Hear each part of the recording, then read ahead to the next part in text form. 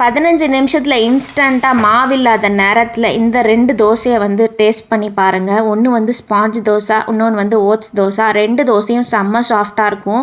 Weight loss பண்ணுறவங்களுக்கு oats dosa இந்த மாதிரி யாருமே இது வரைக்கும் பண்ணியிருக்க மாட்டாங்க. டிஃப்ரெண்ட் ஸ்டைலில் ட்ரை பண்ணி பார்த்துருக்கேன். ஸோ கண்டிப்பாக நீங்களும் உங்கள் சப்போர்ட் எனக்கு வேணும். சப்ஸ்கிரைப் பண்ணாதவங்க சப்ஸ்கிரைப் பண்ணுங்கள் அண்ட் லைக் பட்டனை தட்டுங்க. நான் ரொம்ப ஸ்பீடாக போனாலும் கீழே கமெண்ட்டில் சொல்லுங்கள், நெக்ஸ்ட் வீடியோவில் மாற்றிக்கிறேன்.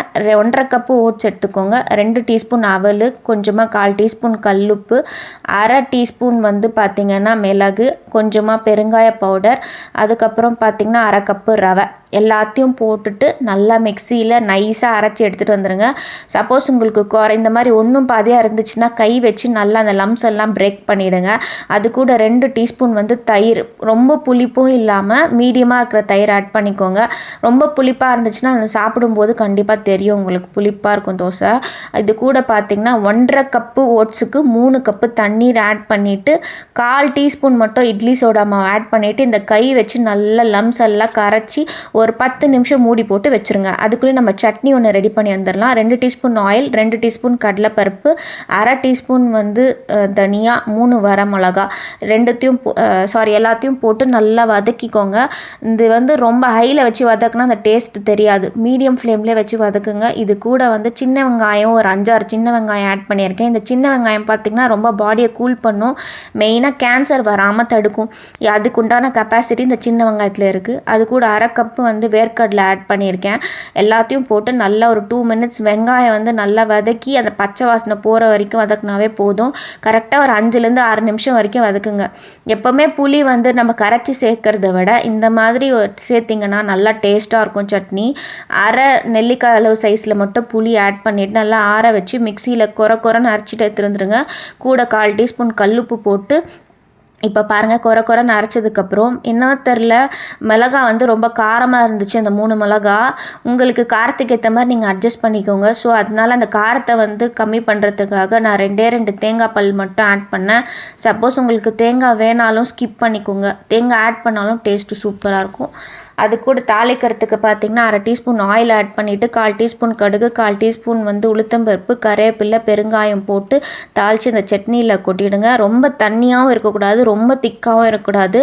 நான் சொல்கிற அந்த மீடியம் சைஸில் இருக்கணும். அப்போ தான் வந்து மீடியம் கன்சிஸ்டன்சியில் இருக்கணும். அதுதான் வந்து டேஸ்ட்டாக இருக்கும். இப்போ 15 நிமிஷம் கழித்து மாவை எடுத்து பார்த்தோன்னே இந்த மாதிரி தோசை மாவு பதத்தில் கரைச்சிக்கோங்க. மாவை கரைச்சிட்டு அதுக்கப்புறம் நல்லா மிதமான சூட்டில் இருக்கும்போது ஆட் பண்ணிவிட்டு லைட்டாக வந்து திருப்பினாவே போதும், ரொம்ப சுற்றிடாதீங்க.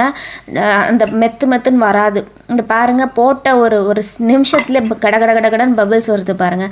இந்த மிளகு இதில் ஆட் பண்ணுறதுனால நிறைய பேருக்கு கோல்டு இருக்கும் இல்லையா, இப்போ இந்த கிளைமேட்டில் கோல்டு இருக்கவங்களுக்கு இந்த மிளகு ஆட் பண்ணும்போது டேஸ்ட்டும் பக்காவாக இருக்கும். அதுக்கப்புறம் அந்த தோசையும் நல்லா மசாலா டேஸ்ட்டில் இருக்கும், செம்மையாக இருக்கும். ஒரு லிட்டு போட்டு 5 நிமிஷம் மட்டும் மூடி எடுத்து பாருங்கள், செம்ம டேஸ்ட்டாக இருக்கும். இது ஆறுனதுக்கப்புறம் கூட இந்த தோசை வந்து அவ்வளோ சாஃப்டாக இருக்கும். நீங்களும் கண்டிப்பாக ட்ரை பண்ணி பாருங்கள். வெயிட் லாஸ் பண்ணுறவங்களுக்கு ரொம்ப இன்ஸ்டண்ட்டாகவும் செய்யலாம், ஈஸி, ப்ளஸ் வந்து கெலோரி வந்து ரொம்ப கம்மி. இந்த சட்னியோட ட்ரை பண்ணி பாருங்கள், கண்டிப்பாக டேஸ்ட் எக்ஸலண்ட்டாக இருக்கும். நெக்ஸ்ட் வந்து ஸ்பாஞ்சு தோசை. அது பார்த்திங்கன்னா 1 கப்பு ரவை எடுத்துகிட்டு நல்லா ஒரு 2 மினிட்ஸ் மட்டும் ட்ரை ரோஸ்ட் பண்ணிக்கோங்க. 2 மினிட்ஸ் ட்ரை ரோஸ்ட் பண்ணிவிட்டு அதுக்கப்புறம் அந்த ரவையை வந்து நல்லா ஒரு தட்டில் போட்டு ஆற வச்சுருங்க. ஆற வச்சதுக்கப்புறம் நம்ம மிக்ஸி ஜாரில் இது கூட பார்த்திங்கன்னா இந்த ரவை 1 கப்பு ஆட் பண்ணல, அது கூட பார்த்திங்கன்னா 1/2 கப்பு மட்டும் தயிர், 1 கப்பு ரவைக்கு 1/2 கப்பு தயிர், 1/4 டீஸ்பூன் கல்லுப்பு. இது கூட பார்த்திங்கன்னா ஃபஸ்ட்டு வந்து 1 கப்புலேருந்து 1.5 கப்பு வரைக்கும் கூட ஆட் பண்ணிக்கலாம். பட் நான் 1 கப்பு ஆட் பண்ணதுக்கே பார்த்திங்கன்னா கொஞ்சம் தண்ணியாக இருந்துச்சு. ஆனால் ரவை வந்து 1 கப்பு இல்லாமல் 3/4 கப்பு வந்துருச்சு.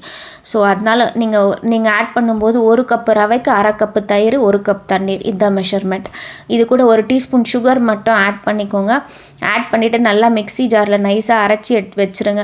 ஒரு 10 நிமிஷம் லிட்டு போட்டு மூடி வச்சுருங்க. இந்த சட்னி ஒன்று பண்ணுறதுக்காக வேர்க்கடலை சட்னி தனியா போட்டு பண்ணுவேன், சூப்பராக இருக்கும் எங்கள் வீட்டில். இந்த மாதிரி நீங்களும் ட்ரை பண்ணி பாருங்கள். 1/2 டீஸ்பூன் தனியா, 1 கப்பு வந்து வேர்க்கடலை, 2 பச்சை மிளகா, அது கூட 4-5 பல்லு பூண்டு, 1/4 இன்ச் இஞ்சி, அது கூட வந்து கொஞ்சமாக வந்து புளி அதோட ஆட் பண்ணிட்டேன்.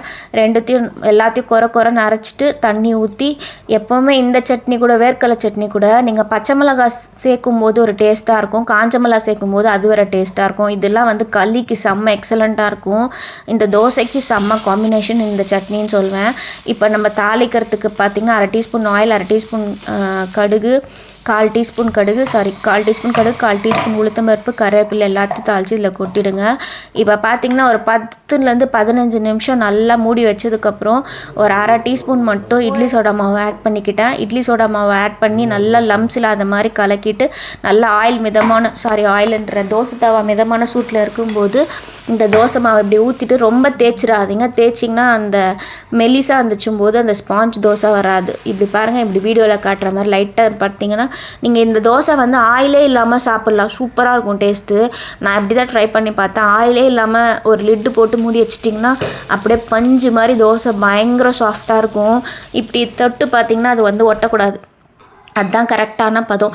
யாராவது கெஸ்ட்டு வந்தாங்கன்னா இந்த தோசையை கண்டிப்பாக வீட்டில் ட்ரை பண்ணி பாருங்கள். செம்ம சாஃப்ட்டு, மாவு இல்லாத டைமில் செம்மையாக இருக்கும் இந்த தோசை.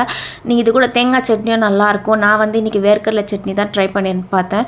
இதே மாதிரி நீங்களும் ட்ரை பண்ணி பாருங்கள். பிடிச்சிருந்தா லைக்கை தட்டுங்க, சப்ஸ்கிரைப் பண்ணிக்கோங்க.